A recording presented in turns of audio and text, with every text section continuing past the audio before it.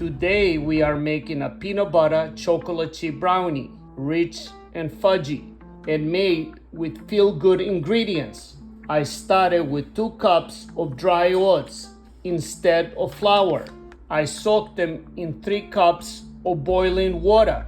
I let them sit for a few hours till the oats get nice and soft.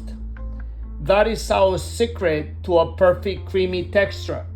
Then I add 2 eggs, 1 cup of peanut butter, 1/4 of a cup of avocado oil, a half a teaspoon of baking powder, a half a cup of maple syrup, and a half a teaspoon of baking soda. Then I get a hand blender and I give it a nice mix. When the texture is nice and smooth, then I add 1 cup of dark chocolate chips, and then I mix it with my hands. I preheated the oven to 350. I get a baking tray. I put some parchment paper on the bottom and spread the mix in the baking tray. Then I put the mix in the oven for 30 minutes. After 30 minutes, I check to see how the brownie is doing. I took a butter knife and I stick it right in the middle, and it looks like it's a little bit of the brownie sticks to the knife. That means the brownie needs to cook a little more.